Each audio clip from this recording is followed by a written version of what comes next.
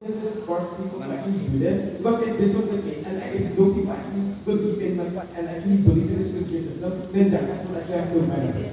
Now, first of all, before moving on to my case, I like to point out the contradiction. Now, in this debate, first opposition has actually framed it in the way that society wouldn't actually trust the government, and that society generally has a negative view towards this government, right? Here is why this is just unstrategic and it is contradictory for side provision to do. This is because in the current status quo, you really hate the government, you don't trust the government. When the government comes to you and they say, hey, you can give choices to pick a religion you want, what will you do? You just ignore the government simply because you don't trust them in the first place. This is actually the frame that actually came from their side, right? Now then, moving on to my rebuttal side. Firstly, they're saying that this will motivate people who are struggling to push through their hardships.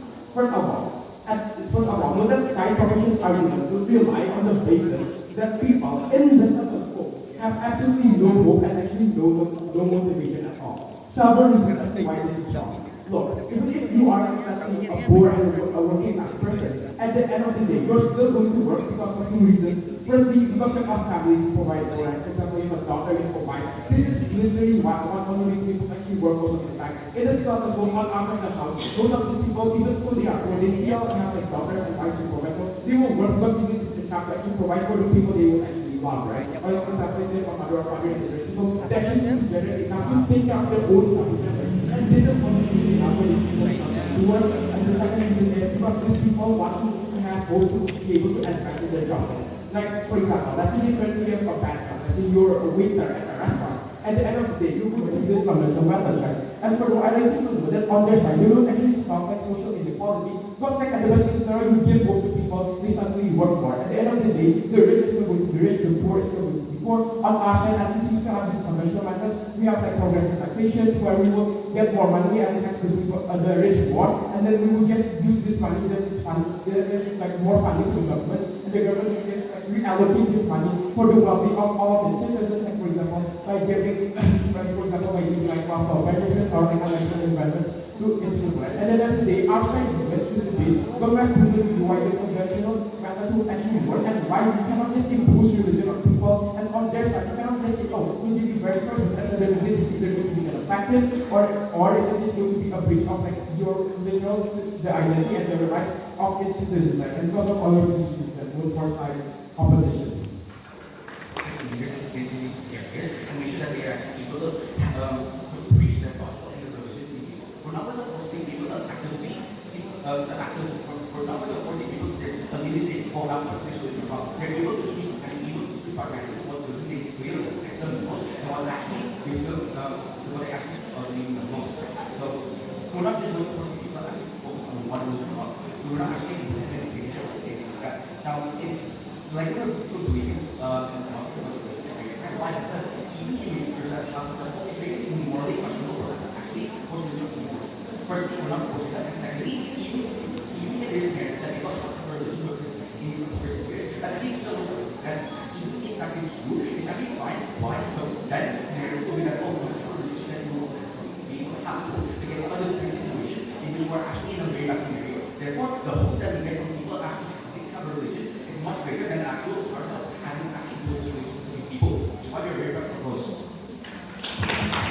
Of a solid outcome rather than being asked to rely entirely on hope that things will get better. They claim that our policies wouldn't work simply because there isn't enough to go around. They're dead wrong. Reallocating government funds, because obviously there are still going to be some despite conditions, doesn't require prosperous conditions. Rudimentary forms of action, such as welfare and progressive taxation, which actually aims to redistribute income disparity and level the playing ground with the higher and the lower income residents, wouldn't actually require an immense amount of resources and still be achieved and can still be achieved the status of limited resources. Now the proposition would like to say that this wouldn't actually have that much impact. But at least we are making an impact, at least we are making an impact here, and at least making a genuine effort to increase the quality of life of these people rather than telling them to just go home and hope that things will go better. That's what they claim that our side is trying to promote. And we'll just tell our citizens that things will get better and we're working on it. Well, at least we can tell our citizens that we are working on it as opposed to telling our citizens that all they can do is hope for a better future by only having them resort to religion as a form of maintaining their misery. Now, rudimentary forms of welfare like universal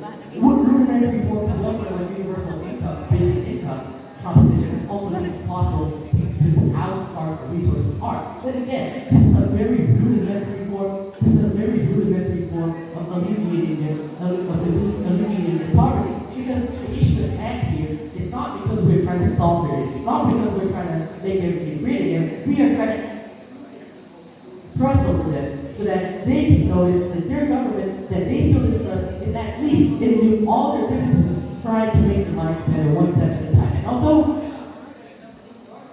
we are I think it's very obvious that government side of the house has prime part of it. Now let's start again. Ladies and gentlemen, what does the opposition actually want and what does government want? The end of the motion is the impact of the actors who are correlated to the government. However, the final mistake that the opposition team has clearly made is they didn't care that who is the vulnerable actors that we are trying to help. And they're stating the small amount of funds to go into this infrastructure and go on to their high poverty area. But this will lead to a half-done job. What are we doing if we give more time for government if they only privilege themselves, because it is entirely situational, which is a area of high poverty and also a very limited resources. Now moving on, there is also the unfair misconception or sidewalk religion to work as a prerequisite to fixing fundamental and safety for the government.